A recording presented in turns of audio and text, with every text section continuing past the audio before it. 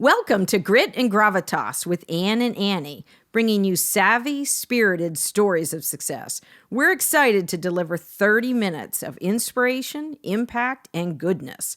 We'll be bringing you guests and friends from around the country who have very special work and personal journeys. I'm Ann Deeter Gallaher, your co-host with Annie Carnathan, and this is Grit and Gravitas. Let's go!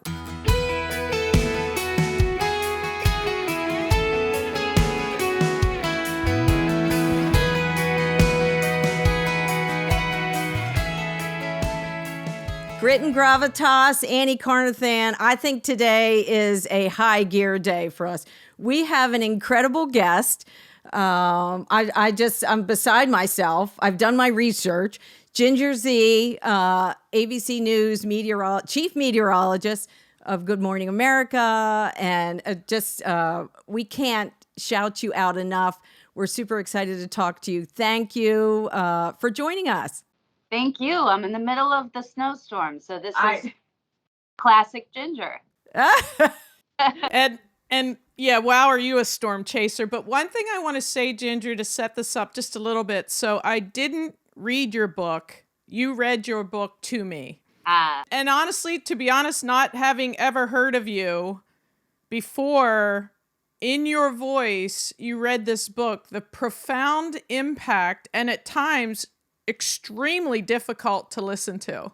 Mm-hmm. But with your wit, with your honesty, I kept needing to hear that you were okay, because the depth with which you went, there's no way, today to boil the ocean, but we're absolutely going to get more of the essence of that. And it's just a book every single woman needs to find a way to consume, right? As far as content goes. So you may be the bravest person ever to me today.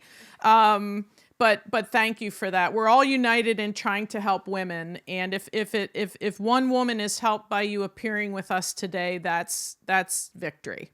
Thank you. And I'm preceded by so many people that have encouraged me to shed my shame and take ownership of my narrative. And so I'm certainly not the first, and I really hope not the last. And that's what this book is meant to do, but it's also meant to do what we're doing right now, and that's connect, and to be able to have, even if we don't share the same stories, to be able to have the ability to see another human being and say, who knows what they've had in their past, who knows what they'll have in their future. We have right now together.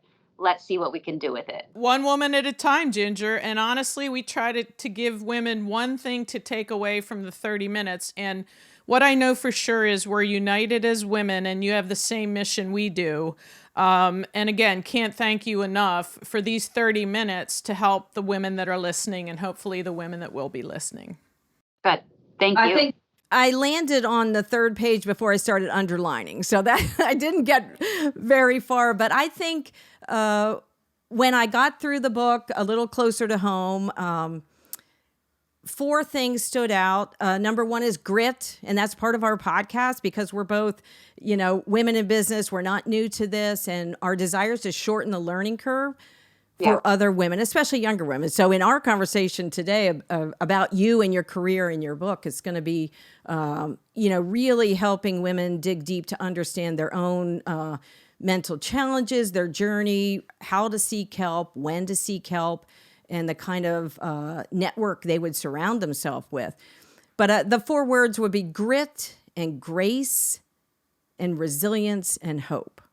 Like you just, the chapters where you reveal yourself, and it just hits you hard. But I think we look at you and your accomplishments and your meteorology, you're a woman of science, and you just have to stand back and say, there is tremendous hope. Look what you've accomplished in amongst this extremely traumatic journey at times.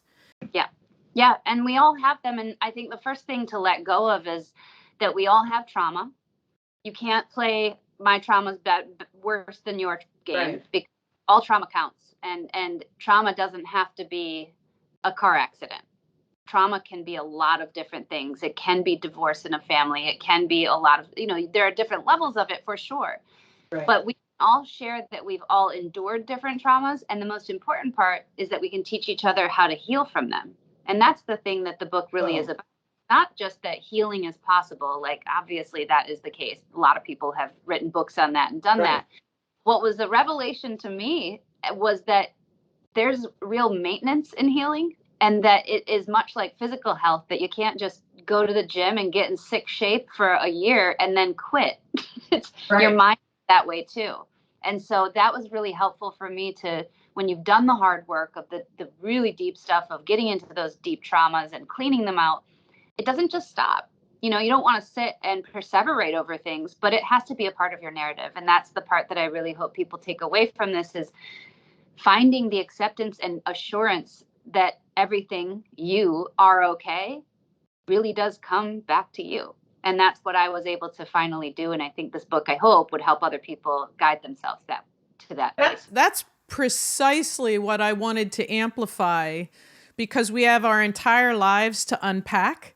Mm-hmm. And to your point, the 7, 8, 9, 10 little girls, right, had all these ingredients put into us. We went into the oven and we came out fully baked. And we just try to adjust our quilt with different squares as time goes by, but the quilt was woven and sewn. And my point to that is, to your point in the book, things start to creep back. Mm-hmm. Things start to leak, if you will, back in. And so it's a journey. It's never a destination. And the first time a woman says, I need help, it takes a piece of that and hands it to someone else if they're the right person. Mm-hmm. And I thought what you said was the hard work, whether it's in work as a spouse, a mom, a friend, a colleague, never ends. It's hard work. And there is no substitute or shortcut for that. And it never gets easier. It doesn't. And that's part of the part that we can all share. And I love also drugs and alcohol and the rehabilitation of people with addiction has gone through an evolution of stigma, for sure, to, I think we're at a very healthy place, at least the people I know, where if someone goes to drug or alcohol rehabilitation, we all say, good for them. We're really into it. Now, if we can get mental health to that place, trauma, dealing with trauma and what it takes and the time it takes to do that, and somebody needs to go be hospitalized, or they need to go to intense outpatient therapy and has to miss some things in their life for a month, we should say, good for them. That's the real work. That means they're doing it. That means they're making change and making themselves the healthiest version of who they can be, so that the maintenance is easier later on. Because once you've lost the weight, it is easier to maintain a lot of times. You've changed your habits and you've changed the tools that you have. And that's how mental health works too. I think we just really need to encourage people to go do that big, hard part, and instead of raising our eyebrows, because that's in Natural Disaster, which was my first book. That's why I wrote, that is my first line, is I checked myself into a mental health hospital 10 days before I started at ABC News. It's a big statement. It feels like, oh my gosh, why is she doing this? You know, like, and it felt like that when I went to publish the book. I thought, maybe I made a mistake. And my husband said, no, you didn't, because if you don't do this, then we're all going to say that that's still in a closet somewhere, that people can't be hospitalized and then succeed. And so you doing this is the purpose of the book. Actually, you could only just that line, and that would be the purpose of the book. And that really helped me to first let go of the part where I cared so deeply and put so much energy into how people perceived me, and finally looked in the mirror and saw how I perceived myself. Those are the societal norms, and how everyone is swimming against the stream and against the current, and social media is really your highlight reel, right? I mean, and I think there's never been more of an enormous pressure around that sort of feeling of how we should look and what we should do and how we should vacation and what our kids look like. And so you're absolutely right. To me, if anything, Ginger, it's magnified the difficulty of what's in my brain isn't in anyone else's brain. And I have to be me because everyone else is taken. So it's not a blood test, to your point. You don't walk in, and you can't compare damage, because it's all damaging, right? And so, Ann, I think that's exactly the point. Like, social media, you know, it gets a bad rap, rightfully so, in many ways. But if you would have looked at me in 1995 when I had no social media, you would have thought I had a social media feed. The facade I was trying to put on and the smile, right? To your point. That part has changed. But yes, right. It's given a channel to see everybody's, and we've all become a brand of our wildly like wanting happiness, which is a big part of the book too, for a reason, because we value something that's transient. Happiness is not something you live in. It's an emotion. It's something that you touch many times in a day. And then you also touch sadness many times in a day, and frustration many times in a day. And so to pursue this ridge or living on a mountaintop at all times is so wrong. And I think we've been doing that from the, I don't know, centuries and centuries and centuries, because we want other, and maybe that's really like in a deep primal instinct to say I'm strong, I'm okay, I don't need the help of this other person. Me showing a vulnerability will allow you to take our food, like if we right. Go to the bottom of it. And I think that has always been there. Social media has put a magnifying glass and a big light on allowing us to be our brand of happiness. And I don't know. I think I would have done the same, and maybe it would have been worse. I couldn't tell you, but right. Can change us if we do it the right way, and if we just start these conversations in eye-to-eye contact again. Ginger, I want to read for the benefit of our podcast, listeners. I've taken that energy once reserved solely for physical health and shifted it to mental health, where I put time, energy, and money into making my brain look good, feel good. Every week, every day, I do something to make it cleaner, stronger, and better, and it is working. And I think that was to your earlier point. We spend so much time working out and getting fit and through a pandemic, taking good care and understanding what we're putting in our body. But what we are thinking about, what we wake up with, the thoughts that we allow to come and go. And you're saying, I think in prior podcasts, you really put the first emphasis of the day on that. Yes. The intention of my day, because I learned intention from practicing yoga. Yoga, when I came to it, was for physical health. I wanted to be lengthened and I wanted to be right. toned, wanted these things. But yoga inherently teaches you about meditation and about it's active meditation, but about concentration and about intention. And that was always the part of the class that I thought, wow, it really started to work, where I was able to set an intention for the class and then come back to it several times throughout the class, whether it was guided or not, and then realize the power and strength in doing that and see how much I was growing and right. in my yoga practice. And then I thought, wait a minute, I could do this in my life. I can set an intention in the morning and come back to it several times. Come to find out through guided meditation, that's meditation as well, where you are that through line of your mind being paramount and important to you is so important to how you deal with emotional regulation throughout your day and how we deal with other people. It really is life-changing. And all it took was me setting an intention at the beginning of the day. I write it on my shower wall in the steam. I write something I'm grateful for, because gratitude, as we've heard, and almost is cliche at this point, but I think people don't talk about, I write a gratitude journal. I don't have time to write in the morning. I'm getting up at 4 a.m. Like, I'm not about to do that. However, the first thing that pops in my mind, I write what I'm grateful for. The other day it was soap, because I am. How wild would the world be without soap? So like something as simple as that, or it can be something very heavy. And then I turn to the other wall and I write my intention. And then I think about that intention, focus, organization, whatever it ends up being, or it can be a person. It can be a friend that you want to set some intention on. So it's not goal, it's intent of the day. And it usually is not a person. It's usually kind of a general idea. That is so powerful, and everybody can do it. It's free. You can then expand upon that and write down, which I think is very powerful, and tell other people. It's a habit. Yes. And one of the huge benefits, I think, for other women, especially and younger women, we say in our, business circles, see one to be one. We're not going to push, we're not going to see huge movement in business circles for business women unless we see more female CEOs, more female chemists, more, in these positions. So by you at your level, a national level, coming out and speaking about this, I feel the destigmatization has already begun. And I'm sure it was a deep struggle. Tell us about what was your internal thoughts when you are ready to go write a book, and when it's online, it's around the world forever. Yeah, it's forever. And I have sons, and people will ask me, well, you realize they'll read it someday. And my answer is, yes, I want them to, because I think we need to start. Of course, they're 4 and 6. I'm not going to have them read it tomorrow. I'm not doing it as a bedtime story right now. You have to do this age appropriate. The problem is that question. Why wouldn't I share this with my son? This is part of my story. And it's, of course, the deep details. Nobody wants to know that stuff about their parents. Right. That's a conversation that we can have with each other.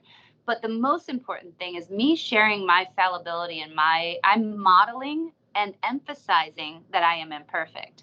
And I hope that will then keep teaching them to not go down this everything is perfect line. And it will save them from some trauma on themselves. It will teach them how the tools that I learned much easier. That's much more important to me than my sons being uncomfortable for a little bit. We're all uncomfortable. And maybe this is part of it is I love standing in a snowstorm. I love being uncomfortable because it pushes me to the next place. And that's what I'm really enjoying about this. And a question then too was, at this moment in my career where I have the opportunity to have a platform to be able to speak to lots of people, it is even more powerful, right? A lot of people will be able to hear me. Would I have done this if I was in the same place mentally, and I was still working in Flint and I had a much smaller audience? I think, yes, it would have been really good to do. I don't think it's fair to compare. A lot of people ask that, right? Like, if you weren't you, would anybody care about your story? I think they would. I think they absolutely would. And I think that we should all care about our stories, no matter who this person is or what they've achieved, because that's just who they are. That's a part of them. And I like thinking about it that way and going back to me back then. If I would have been able to get healthier, of course we should share, and we should all be able to, doesn't matter who you are. And I'm safe now. What this position has gotten me to is a place where social media has taught me how to have an identity that is in my core, that I'm solid with. Because if I listen to everybody else's voices of the thousands and thousands of terrible tweets and horrible messages I've received in my career, I wouldn't be here. And so that was the first layer of me realizing that I had to turn inward to find the truth. And that was helpful.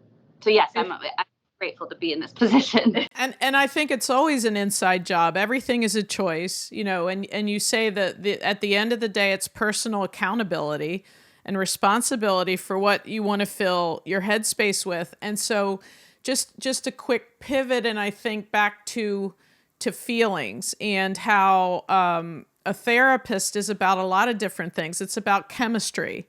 It's about finding the right one. And what I've been able to sort of say is, to your point, feelings aren't good or bad. They just are.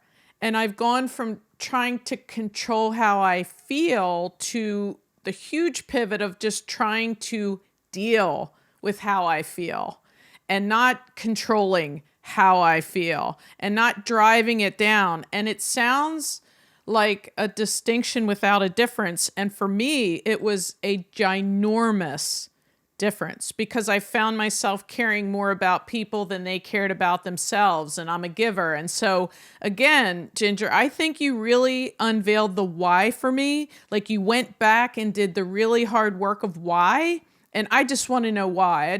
I love my parents. They did the best they could. They just weren't good together, like all of the same things, but that pivot was essential, and it was maybe a year and a half ago.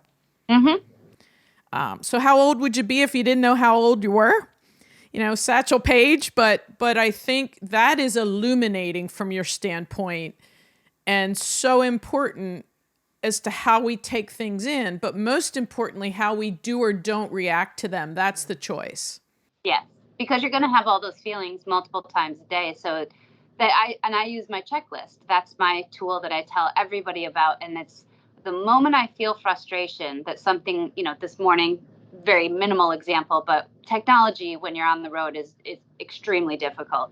And I've got a new MiFi that was going down. I charged it all night and the battery, well, now I have nothing to look at to be able to share this information with America while I'm on Good Morning America. I have a blank in front of me, and I don't use a script, but I heavily rely on what you're seeing so I can reference what you're seeing.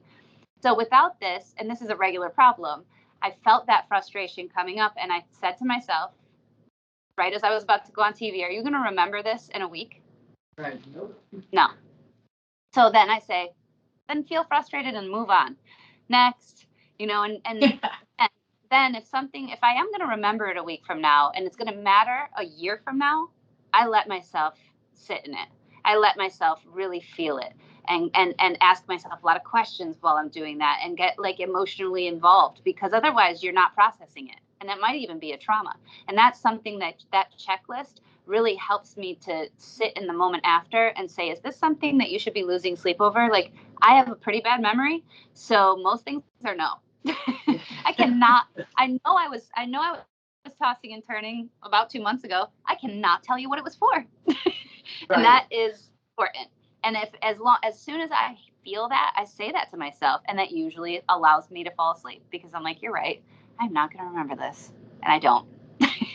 And that's a lesson I think I personally have learned way too old. I should have learned that lesson. And I don't, true confession, I haven't mastered it yet. So I used to say the 87-year-old rule. If I'm not gonna remember it when I'm 87, then what do I care? But so we're all mothers of sons. I have 3, Annie has 1, you've got 2. So, we try to model for them what right responses are and how to be open and honest and transparent and authentic, and occasionally tell them what not to post on social media and learn from that. And I think, and you touched on this a little bit, Ginger, without putting any words in your mouth whatsoever. I like me the best when I'm with my son. And the second I knew about him, I was a better person.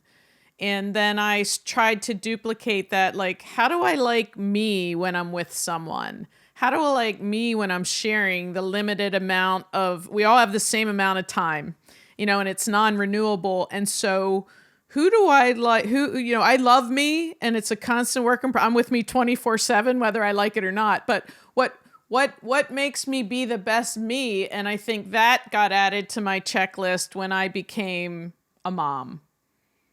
And that's to your point of when your sons do know your story. Yes. And I want them to know, and I want them to now accept that when I've had a gray day once in the last year, that was, one of these days where I really have a depressed day, and it's much fewer and farther between. I know what to do with it. I wake up, I say it out loud. I give it a name. I tell other people, but it doesn't mean that it's going away for the day. It can still be there. And he's caught me crying and on the deck. And I say caught me because I was definitely trying to avoid being around the kids a little bit, just because I needed time to process. And he said, "What's wrong, Mommy?" He's 5. And I said, my immediate response was, I think the right one, I don't feel well today.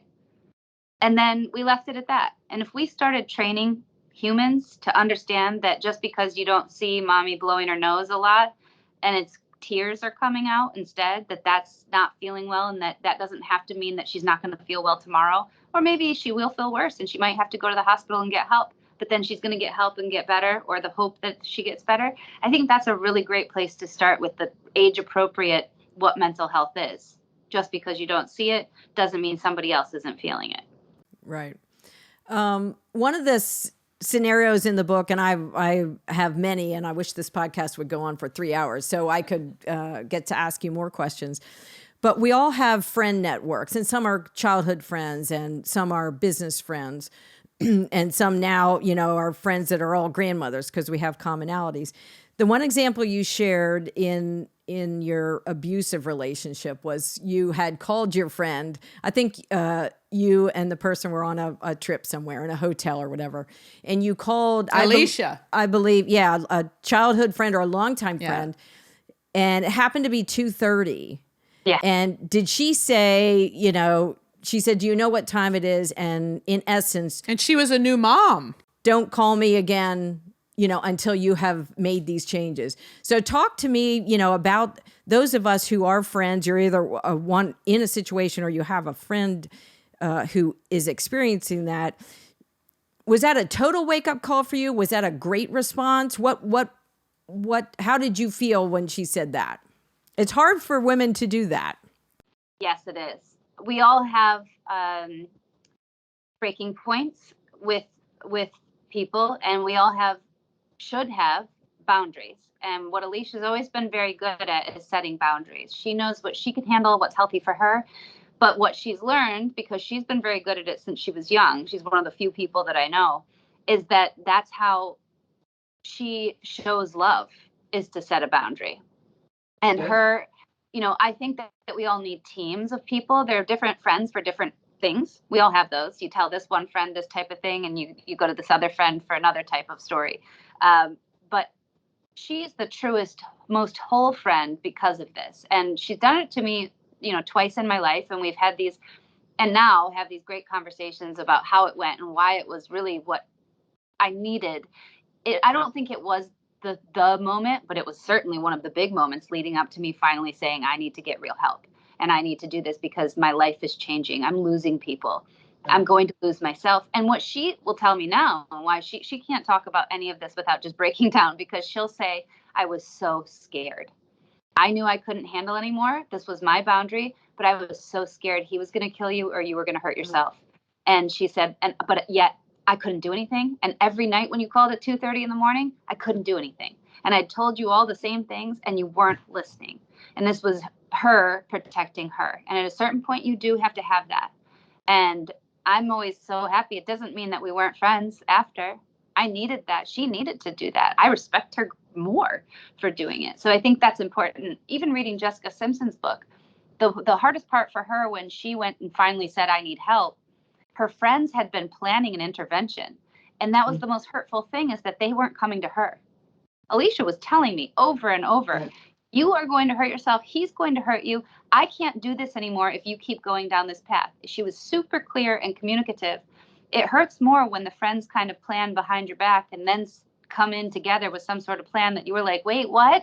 And I think that was the lesson learned there. She sets a boundary, and I learned how to do that. And she's very much like my husband. And my husband was a lot to get used to in a romantic relationship like that, but it was so good for me. It was a definition of insanity, right, Ginger? You just do the same thing over and over. And the month without her had to feel unacceptable to you. And intellectually, you knew, emotionally, for all of the things you were trying to process, it didn't allow you to do that.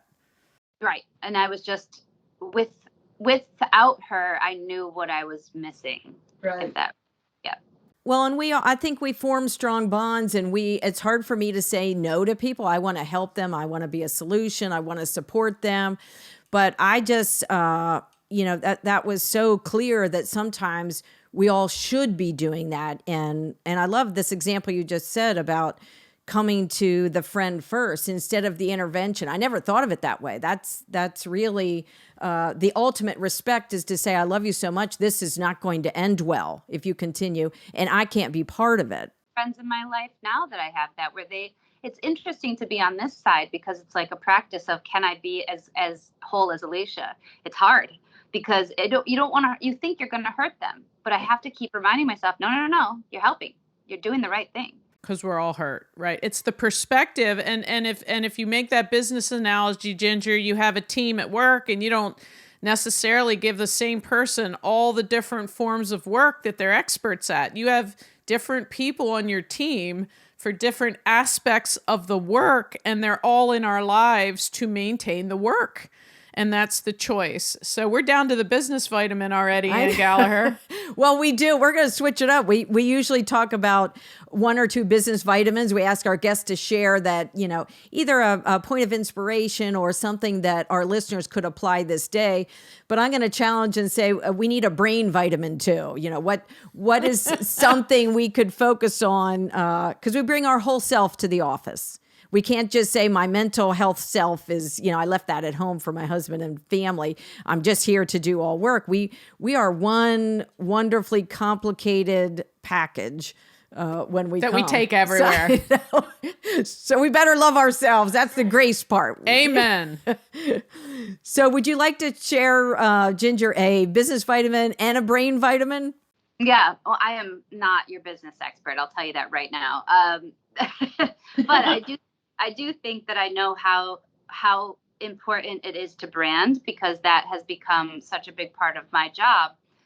Whether it's branding, especially in science, is telling people what we know and what we don't know. And I think knowing that nothing in life is all or nothing. I always tell my son, nobody's perfectly perfect and no one's pure evil. Everybody lives in between, and you got to give yourself grace no matter what side you get to, because you've got to make choices that are going on the negative side. But it's great to hang out on the positive side. It's just that you have to realize we're never in any part of our life getting to either of those places.